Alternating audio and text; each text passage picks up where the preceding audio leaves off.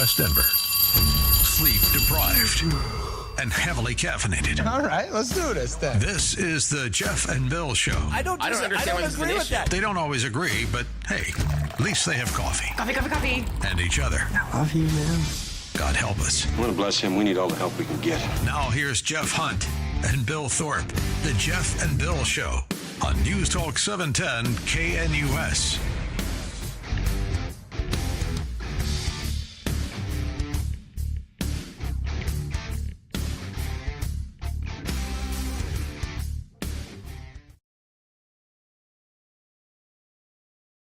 It is 6 a.m. in the Mile High City on this Monday, July 21st, 2025. Good morning, Denver, Colorado. You've tuned in to the Jeff and Bill Show, News Talk 710 KNUS.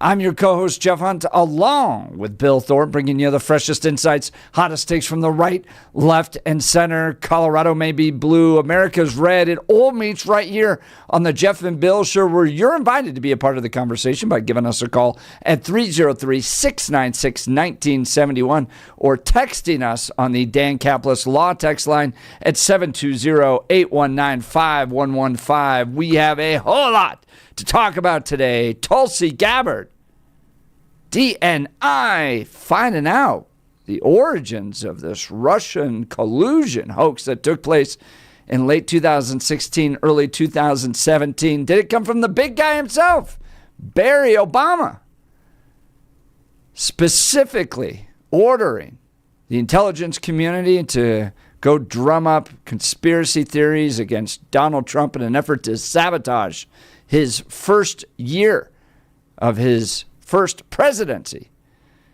That's what she's making the argument in her latest findings. We'll get into that a little bit later in the show. Greg Lopez is going to be joining us, candidate for governor, former congressman, talk about some of the findings he's discovering out on the western slope with regards to these wolves. He'll join us here in the 7 o'clock hour. Mike Johnston is set to give the State of the City later today. We'll preview that, his interview with Kyle Clark that took place.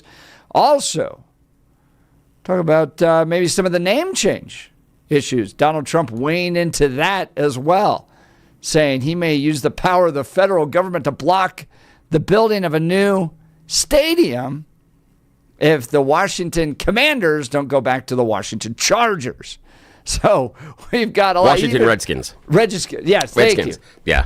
Chargers. Yeah, I don't know where that came from. Well, again, who cares? This is an interesting thing for him to weigh in on. I'm wearing my, here you go. Yeah. Chief Wahoo. You're wearing the Twins. Indians. The Cleveland Indians. And this comes not from the actual Indians themselves. It comes from Major League. Major League, the movie. Yeah. And that's it's got Vaughn on the back. Yeah. It's just a hilarious movie. But in light of that debate, wanted to wear the jersey today. So we've got a lot. You're welcome to join the conversation on any of this. I know everybody's kicking it off today, getting back into work, but we'd love to hear from you. So give us a call, 303-696-1971. Text us at 720-819-5115. And the ladies of the WNBA, speaking of sports, had a message regarding pay increases. Did you see that? Yeah, I did. Or a shirt that said, "Pay us what you owe us." What I was surprised with is that the Players Association got everybody to wear the shirt. Again, like, okay, nice team building exercise. Again, we can talk about the issue about what they have there, but again, the time that you get all of the people in the group to wear the T-shirt, then they're not there in the stands cheering for like a championship. Pay. I know, but again. People if you have gone to a radio station event and tried to get everybody on the staff to wear the same T-shirt, damn, it's like herding cats. So I just tip of the hat to whoever got all the players to wear the T-shirt. I've been responsible early in my career for getting the people involved in the event to wear the T-shirt. That is a job with absolutely no benefit, and nobody likes you because of it. So again, that was the first thing I looked at. I'm like, I've had that job, getting people in a large group to all wear the same T-shirt, like when we're marching in the parade and stuff like that. No, nobody wants to wear all the same T-shirt. But I wore this. I wore this special. Oh, God, just put on the T-shirt. Yeah, someone had to go through through that. So I appreciate whoever's job it was. You have my respect this morning. Good job. You did a good job. Well, with regards to them getting more money, it makes it more understanding from my perspective. Of course, that they want to wear the T-shirt, but Saturday night's All-Star game, WNBA stars participating in that wore a T-shirt that said, "Pay us what you owe us," which for a league losing $40 million a year, they're all going to have to pay back into the league? Is that what's going to happen here? But there is a bit of an argument based on percentage of salaries versus other leagues. But gross revenue, yeah. That to me is dependent upon your Players Association, because it's the NFL Players Association and the NBA Players Association that have negotiated that percentage. And so for me, that might be a role for your union, not necessarily the league. So, but we'll get to that later. We'd love to hear from you. Should the WNBA players be making more, even though the league's losing $40 million a year? You know, we have a great sports guy. He could give us some insight on this. Let's go to him. Ladies and gentlemen, news and comment, Mr. Blake Olson. Blake Olson. Blake Olson, news and comment. Hey, good Monday morning. The answer is no, by the way. 65 and perfect in Denver, expecting a high of 94 today. This portion of the news sponsored by Pastor Camp Heating and Air Conditioning at 303-777-1234 to learn more about special savings opportunities on Lennox equipment. Our top story. No one, especially the president, is above the law. No one, especially the president, is above the law. You got that right. So, got that right. Yeah, you got that one right. One of the most historic moments in our lifetime. Voters want justice and the truth, and Barry orchestrated a coup back in 2016. We all knew this. Tulsi Gabbard announced it Friday. The intelligence community assessed essentially Russia doesn't have the tools, the capability, or the intent to try to change the outcome of the U.S. presidential election.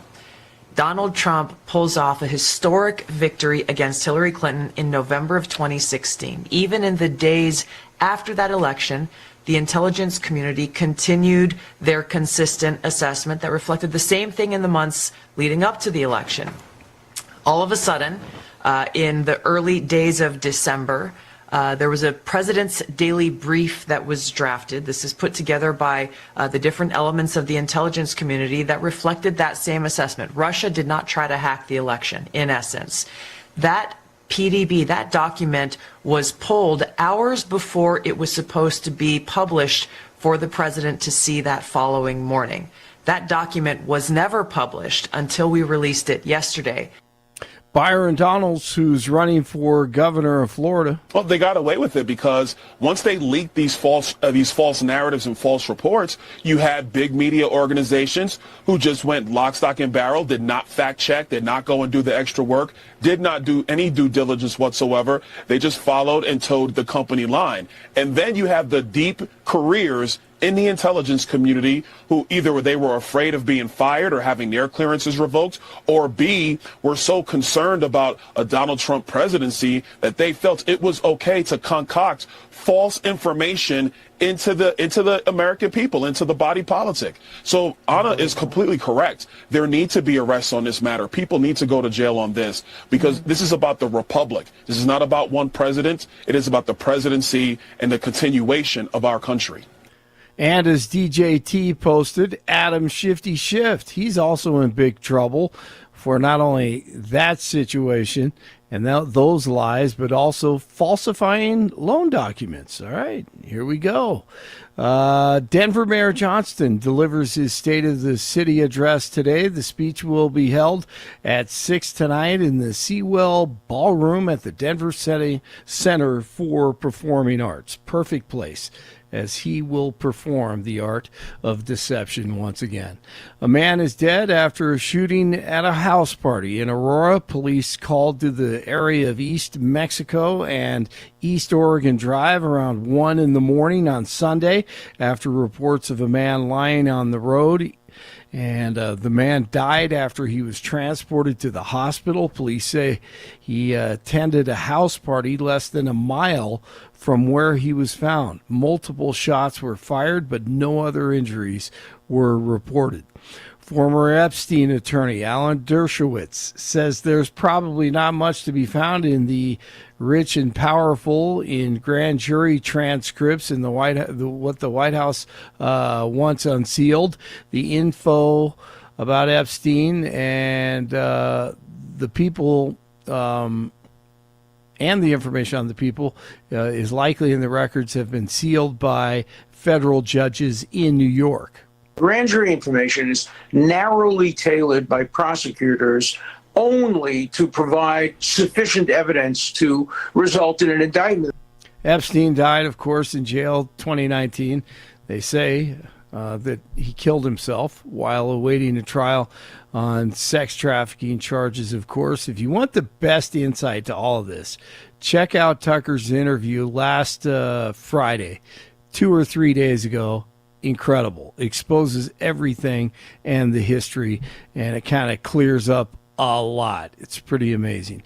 If you happen to be flying from DIA to Alaska this morning, Alaska Airlines is back up and running after a ground stop for all flights. Alaska requested the ground stop late Sunday due to what it said was an IT outage.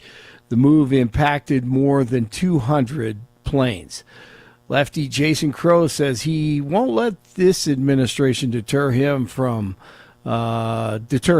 after he was denied entry into the ICE detention facility again in Aurora. He says it's a violation of federal law preventing him from entering, and that he's regularly conducted oversight of the contact facility. He added the 47 administration has tried to intimidate other members of Congress from doing their jobs, and he'll work to hold the White House accountable. Dun, dun, dun. All right, Kerr County, Texas officials report that most of the 100 initially reported missing after the floods have been found safe, but 3 remain unaccounted for. The Cram Fire in Central Oregon is the largest in the nation right now, with nearly 100,000 acres burned. And the CEO of the data tech company Astronomer resigns after the kiss cam moment at the Coldplay concert. It goes viral, showing him with the company's HR chief instead of his wife. Tens of millions have viewed the video, sad for his wife and his kids. They have to go through all this garbage. But he has resigned. Did it to himself. Yes, sir. And that's what I feel horrible for his wife and his family, his kids having to go through they'll all make that. out okay in the divorce. This guy has plenty of money, but yeah, I mean, on the embarrassment I front, don't care about the money. I mean, family's broken up. It's horrible. Yeah. And they have to live the rest of their life. Remember that stupid video, that guy, that CEO? And they got to live with that garbage. And so, no, they'll be fine. That guy will sell his first interview to people for $250,000. Yeah, they'll make a lot of money. They will, but unfortunately, he's the DB dad who did it. All right, the Twins over the Rockies, 7-1. Cards in town tonight at 6:40. And Scotty Scheffler has his Open Championship and the third leg of golf's Grand Slam. And Scotty Scheffler continues to dominate. Wins the British Open, 368. His fourth career He was major. the same guy that got busted by that cop, right? Yes, yeah, that whole fiasco. That was just stupid. The whole thing was just dumb. Did that guy get fired? Did that? You know what? I think he received disciplinary action. I don't think he'll be doing any more PGA tournaments. You drove around a cone. Yes, exactly. It was dark, and I mean, it's just so stupid. The whole thing was ridiculous. So, the police doing their job. Someone died there earlier at that intersection, and then he came along, and it was dark, and it's early in the morning, and he's confused. He didn't know where he should go. I've been in that situation. I think we all have. So, yep. Scheffler wins again. 63 in Lakewood, 64 in Lone Tree, 65 in Denver. Jeff and Billy continue. It is Monday morning. Blake Olson, News Talk 710 KNUS. Your 710 5-day forecast here in Denver this early Monday. A few passing clouds this morning. Temperatures in the low to mid 60s by daybreak. And for the rest of your Monday, increasing clouds, just a slight chance for a shower thunderstorm. Highs around 95. Overnight lows tonight in the mid 60s. Weather is a service of L&L Heating and Air Conditioning. For quick, trustworthy, and dependable service, call L&L Heating and Air Conditioning at 720-851-1691. Visit them online at bestdenverhvac.com. That's bestdenverhvac.com. You'll be comfortable with L&L. I'm meteorologist Patrice Sutter in the 710 KNUS Weather Center. Wake up, Denver. There's no better place to start your morning than IHOP, where the pancakes are fluffy, the coffee is hot, and the smiles are endless. Wednesday, August 27th, join Jeff and Bill as they broadcast their show live from IHOP at 1595 South Colorado Boulevard in Denver. You're officially invited to be part of the excitement. Come grab your favorite breakfast and watch the Jeff and Bill Show in action from 6 to 10 a.m. Don't forget to try the special Jeff and Bill breakfast. Pancakes, any style eggs, and crispy bacon, all for just $7.10. It's a deal as good as their hot takes. All they need is you. Bring your appetite, bring your friends, and kick off your day with great food and great conversation. See you Wednesday, August 27th at IHOP.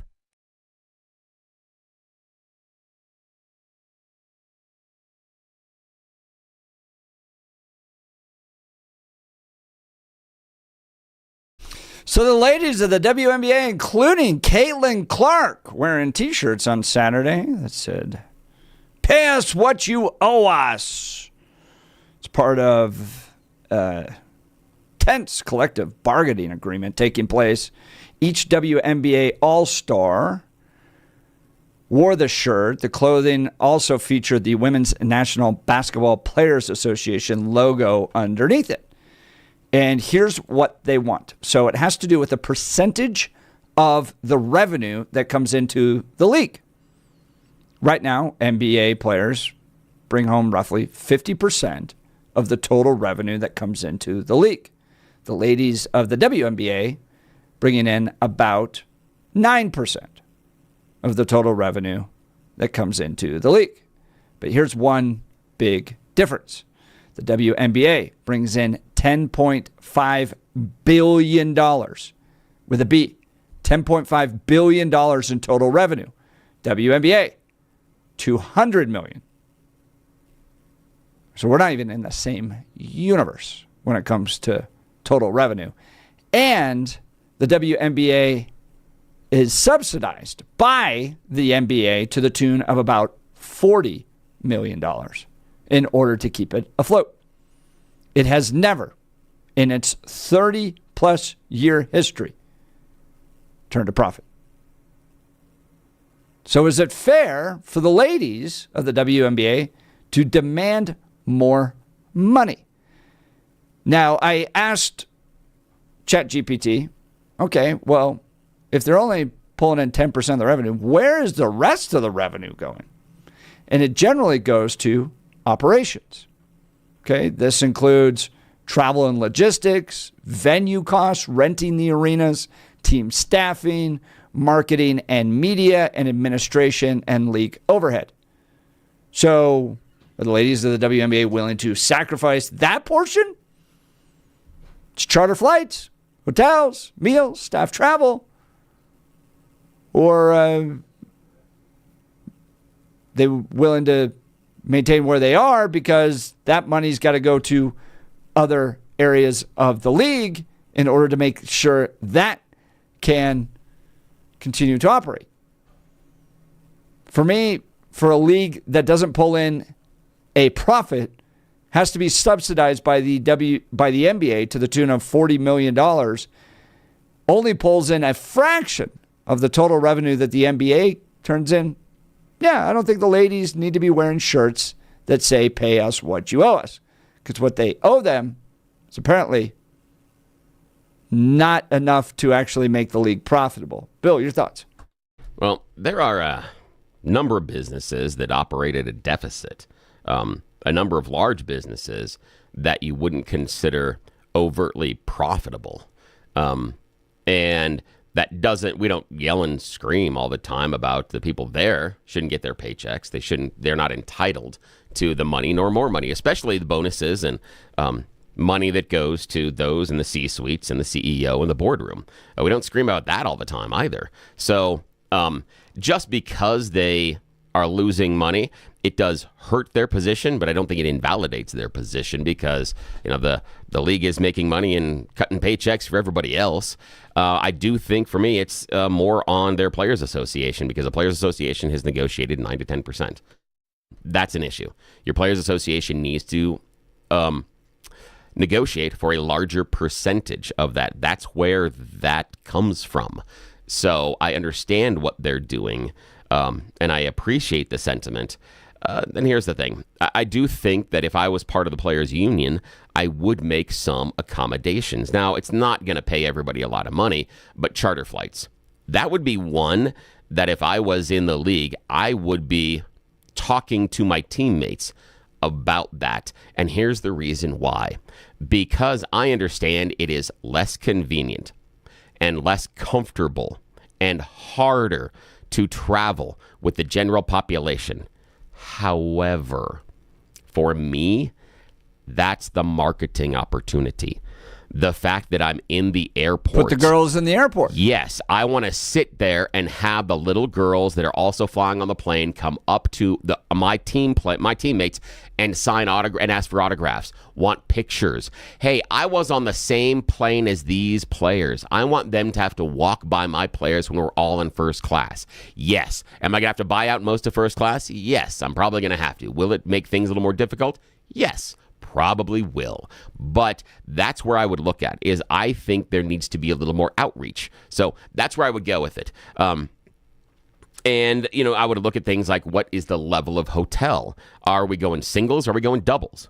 That's the idea too, is are there any, and again, none of these things are going to allow these players to get salaries that are comparable to what you have in the NBA or the NFL.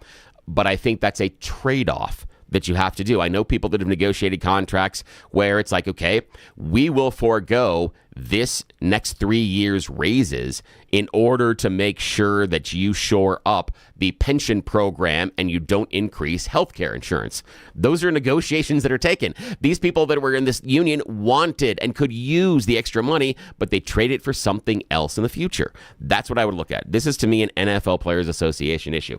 But I understand why. When you're looking at 9% of the league, however, the other thing is that I've seen these leagues, not saying that they are going to be the most efficiently run as far as a business.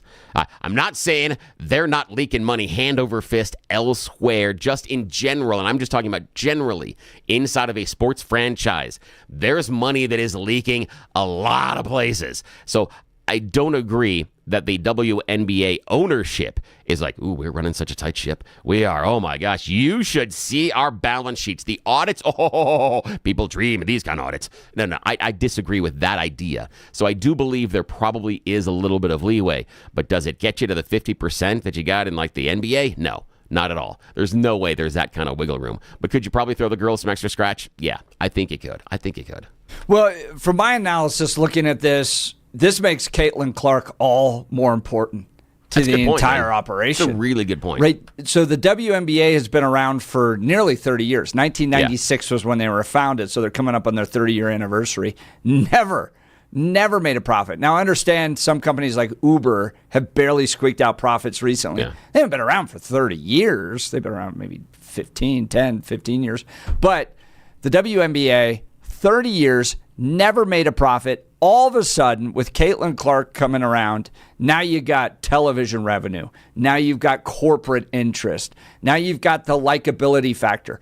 This gets into the Michael Jordan, what Michael Jordan did for the league. Because if you remember the NBA prior to Michael Jordan, you had Magic Johnson, you had Larry Bird. One of us was alive during that time. Yeah, I remember that. Right. I remember. Right. I remember watching NBA before Michael Jordan got into the league. Yes. Yeah, I remember. It was more like rough around the edges. A little right? bit, but again, Magic and Bird came in pretty close before. Yes. Michael. Correct. And Magic and Bird changed it, and for my money, it's really David Thompson, Dr. J, people like that elevated where the game was going, and Magic Johnson ran with it. And of course, you have before that, you can't forget Kareem and Lou Alcindor. So Correct. he changed it as well. So yeah, there. But then lands this guy that is just a supernova of corporate marketing. Oh yeah, and that's Michael Jordan. Yeah, right. It's the McDonald's, it's the Nikes. It pushes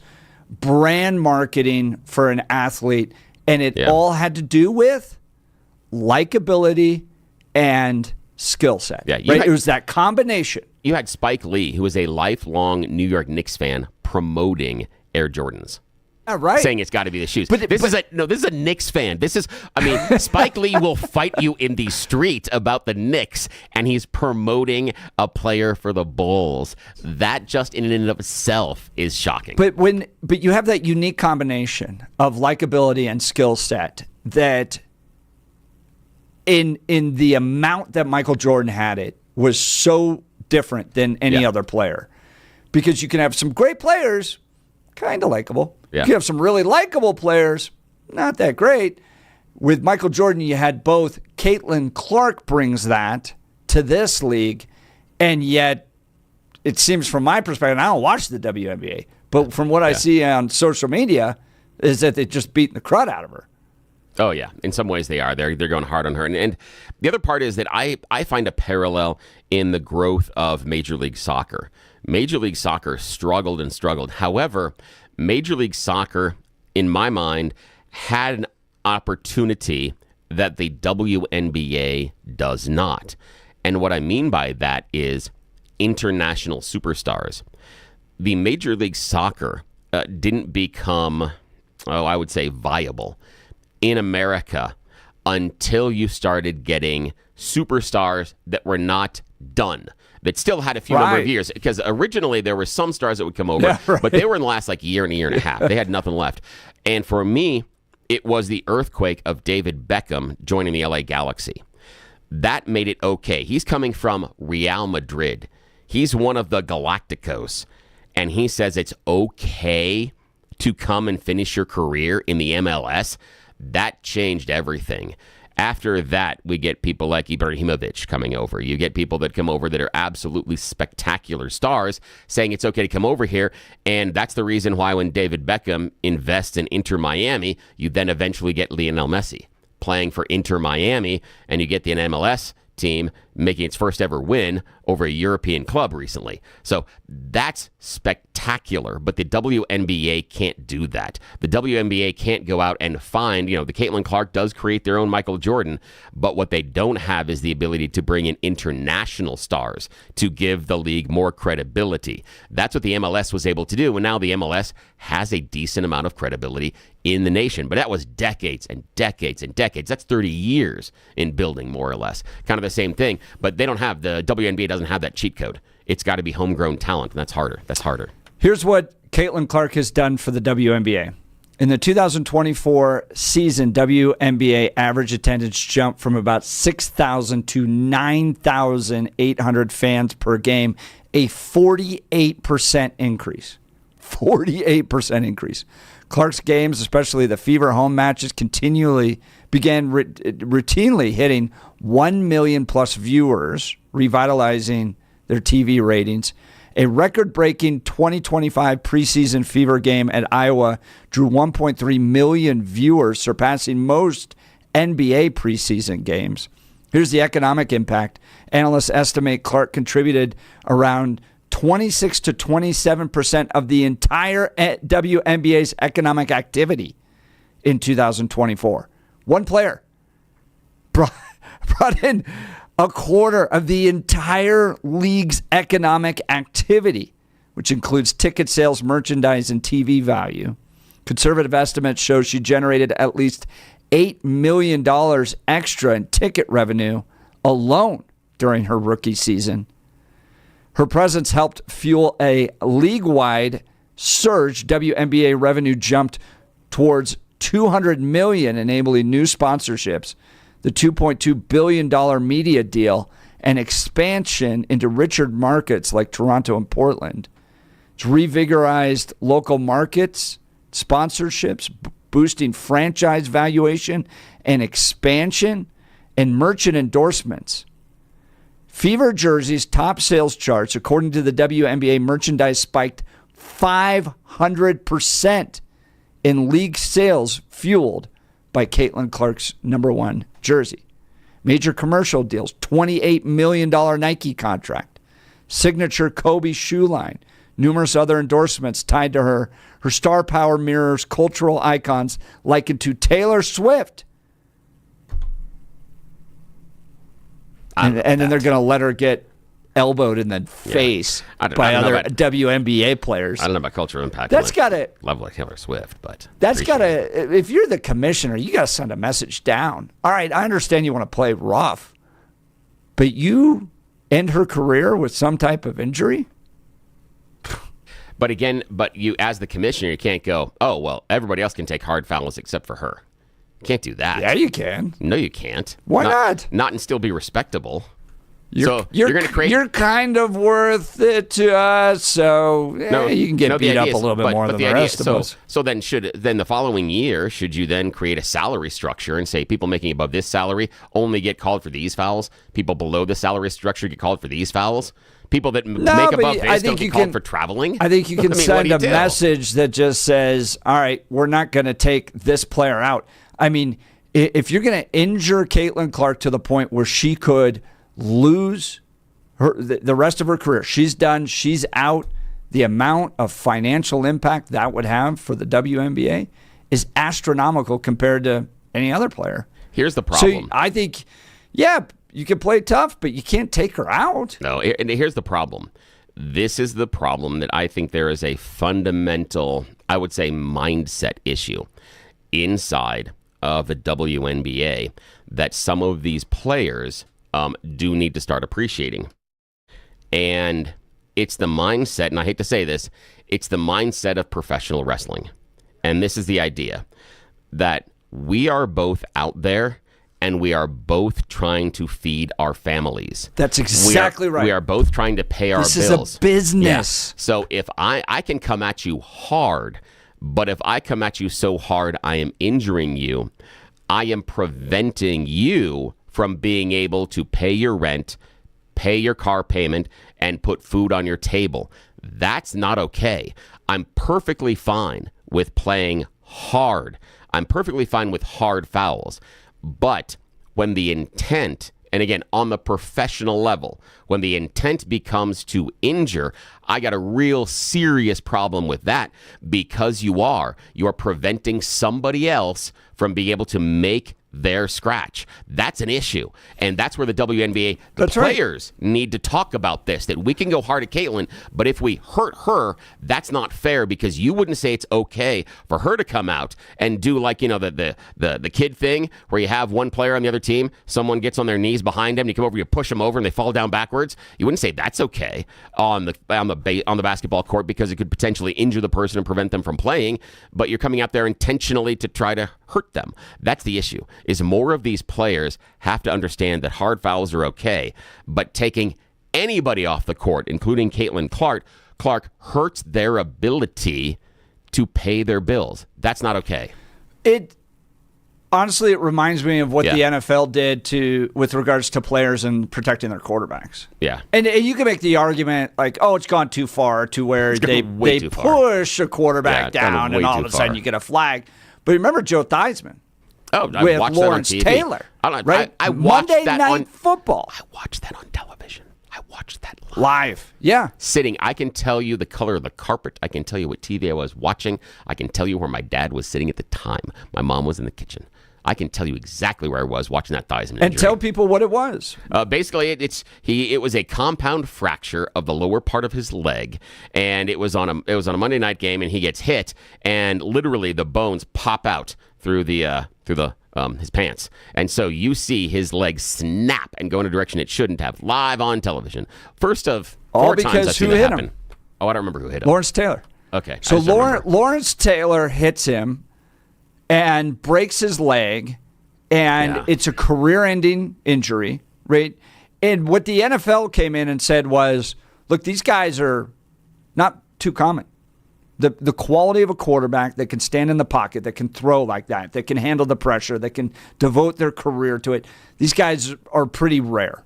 And we're not going to allow you to just pile drive them into the ground, resulting in career-ending injuries to the point where these guys are done and we don't have them and we lose their star power and we lose the endorsements and we lose the fan base just because you are so competitive, you want to drive them into the ground.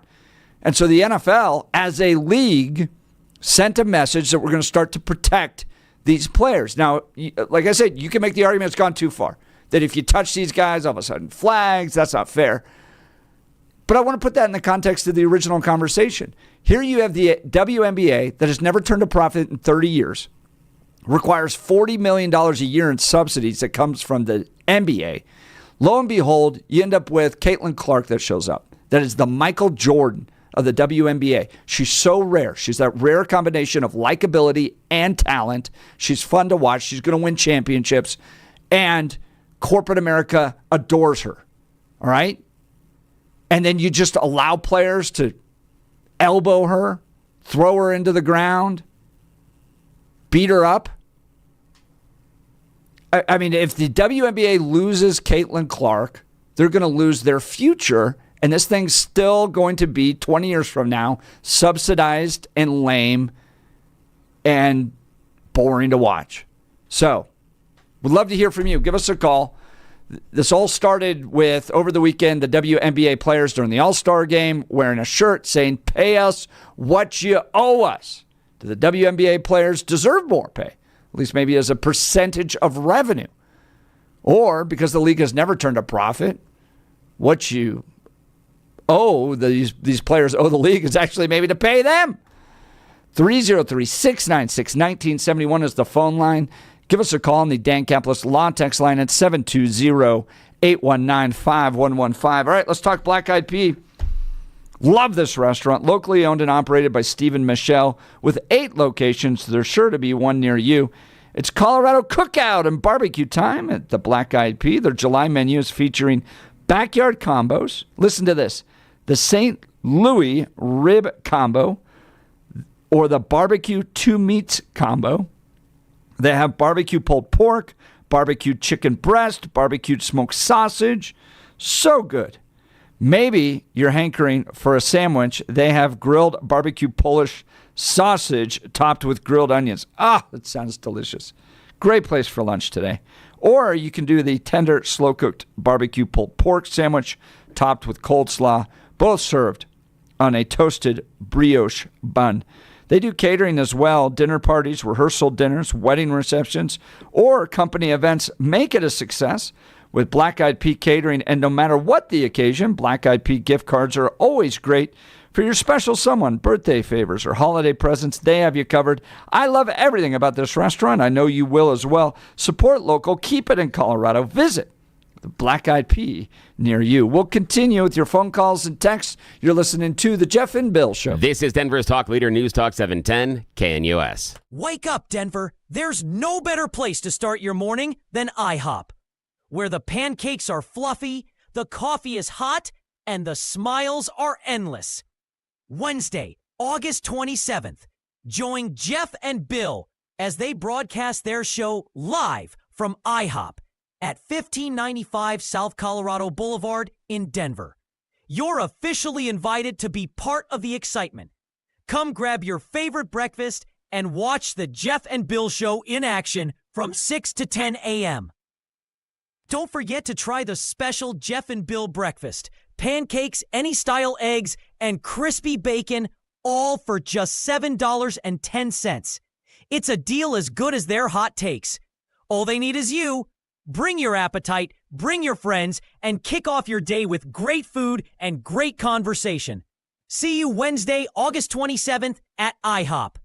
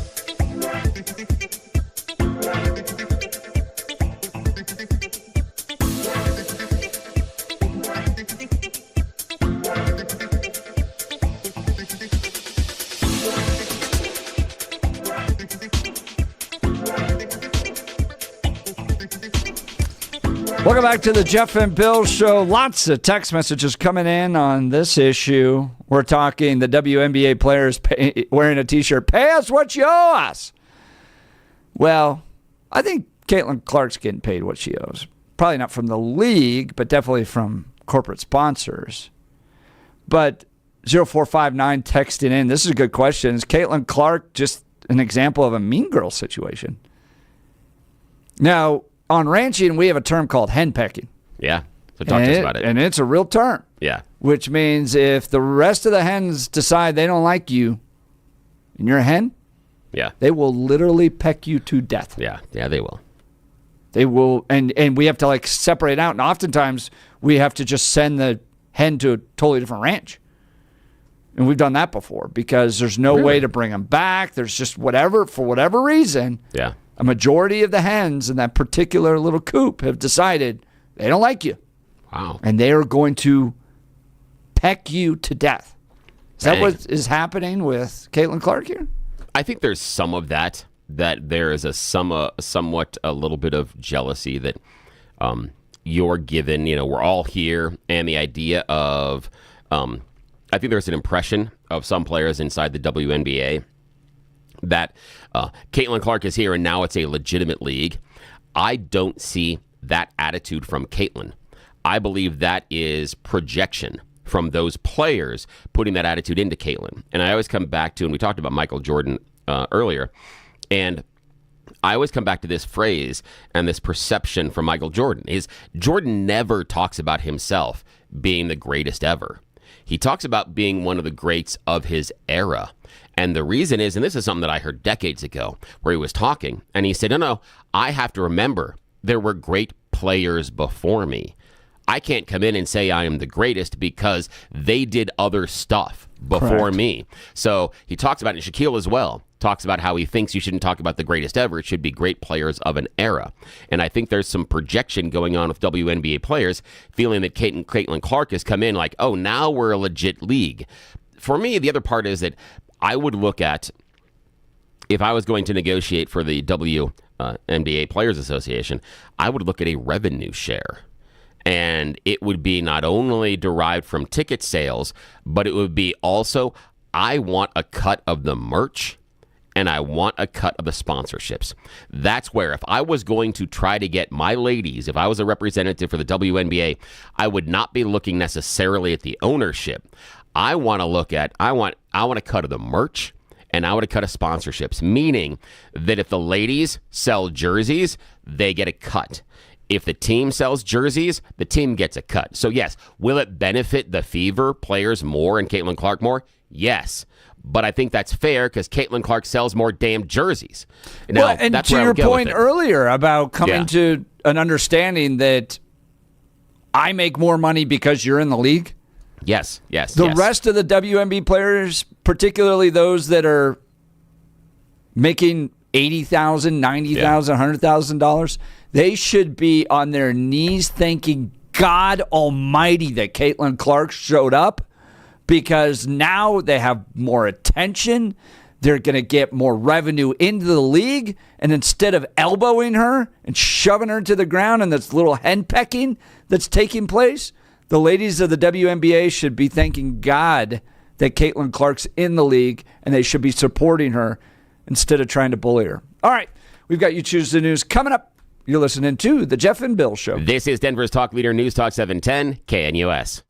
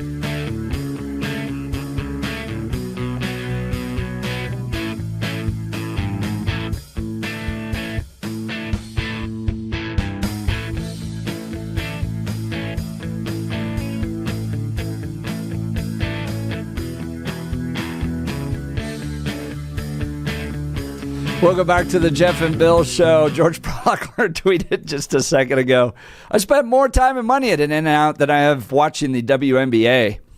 And he's responding to, fun fact, the average In-N-Out store manager has a higher salary than the WNBA player. Yeah, but have you seen their coworkers? There's no more hazard pay there. I don't know. The coworkers of the WNBA, if you're Caitlin Clark, you're getting an elbow to the face. Yeah, I know, but you're on hot grills and other stuff in the In-N-Out Burger, and in WNBA, you're on chartered flights. You're getting massages. There's a whole different level of employee retention programs there going on. Yeah. All right. It's that time of the morning where we give the people what they really want. Some You Choose the News. Mr. Thorpe.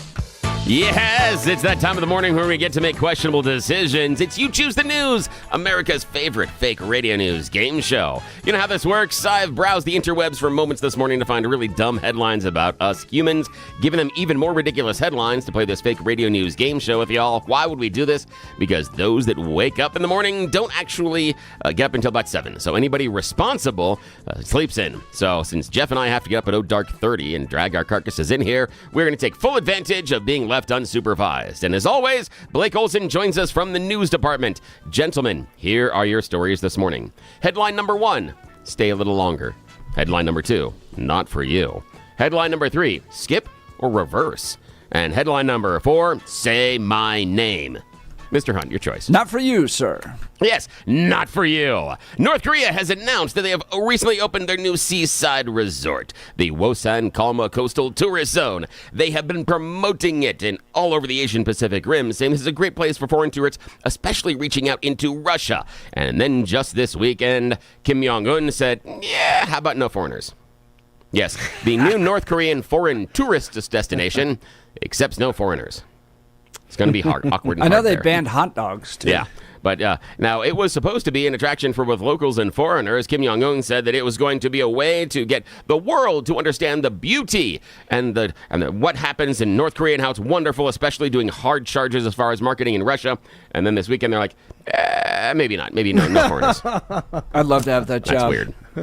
That's really weird, though. I mean, again, I'm in charge of foreigners, and I've been told by the esteemed leader of the country, no foreigners. Yeah, no foreigners. So I'll just be collecting a paycheck, hanging out at home. Or maybe he's like, that's it for you, gulag now. There you go. Okay, now, okay, Blake Olson, question for you, sir. Which headline do you choose? Stay a little longer, skip or reverse, or say my name? Something the WNBA does a lot. They skip and reverse and travel. Skip or reverse. Here we go. For many Americans, casinos had a new look. If you ran through the Palms Casino Resort this past weekend, there was a takeover. Now, we have many images of James Bond-style sophistication, high roller strategies in those casinos. But at the Palms Casino this past weekend, you could walk away with money by playing Uno. Yes, the Palms Casino opened the Uno Social Club just off the Strip this past weekend. Now, the popular card game is owned by as many as estimated 80% of American households. They've dubbed it America's favorite game, but this new Uno Social Club is kind of a pop-up idea that the makers, Mattel, are hoping to make a feature in other casinos. They have things like Uno Golf, where you match cards by colors and numbers, but cards are laid out and you try to get rid of high cards and keep lower value cards. They have an Uno Teams.